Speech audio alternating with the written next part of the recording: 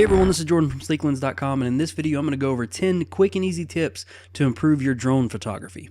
So tip number one is a very easy one to accomplish, and that is easy as switching from a JPEG to RAW. So when you're shooting your images, you want to make sure that you have a DNG file instead of a JPEG. And the reason is easy because you have a whole lot more editing power when it comes to DNG files or RAW files. So as you can see on the image on the left was a JPEG that was taken and edited exactly the same way as the DNG on the right, but you get so much more power out of the DNG file when editing your photos in Lightroom or Photoshop. So tip number two is almost kind of exactly the same one as tip number one, but you want to make sure that you're shooting in manual mode instead of letting the drone do it for you. So in your flight photography program, you want to make sure that you are shooting in manual mode. This gives you power over the ISO and the shutter speed, and to make sure that you're getting a really good exposure from your images.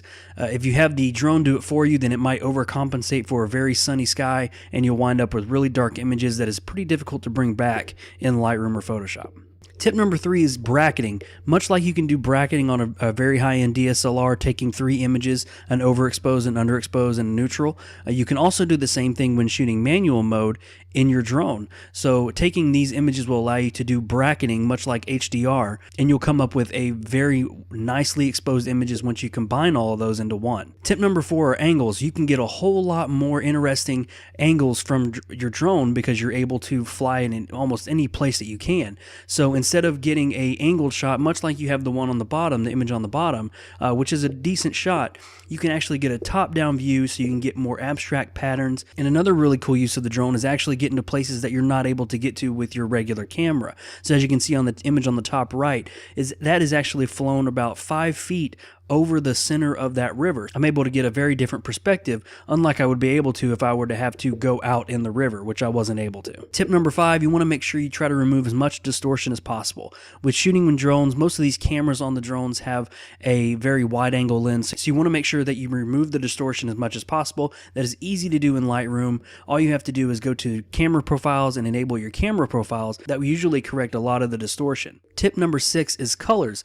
Don't be afraid to mess with the colors in the HSL panel in Lightroom. You'll be able to get a whole lot more interesting color variations opposed to the normal green and yellows that you might see from an up top view.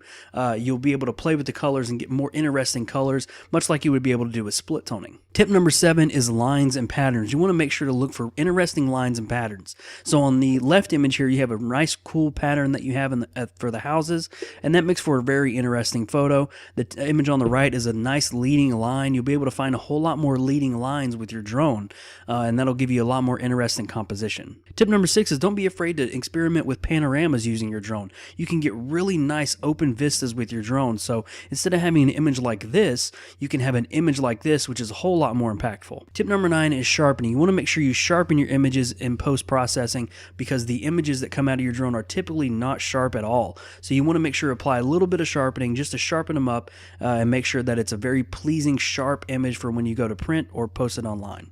And tip number 10 is being creative. One really easy creative edit that you can do in Lightroom or Photoshop is actually do a tilt shift effect. And that's a matter of taking an image like this, which is very sharp all the way back from front to back, and applying a tilt shift effect. This is basically an effect where you blur the top and the bottom portions to make it kind of look like it's more angled down in the focus. It gives you a really good way to make sure you focus on the subject. So those are 10 easy ways to improve your drone photography. If you want to improve your drone photography even more, head on over to Sleeklens.com and check out the new Above the Clouds Lightroom preset workflow. It's a great way to quickly improve your photography editing within seconds using these Lightroom presets specifically designed for drone photography. So thank you guys for joining me in this video. This is Jordan from Sleeklens, and I'll see you in the next video.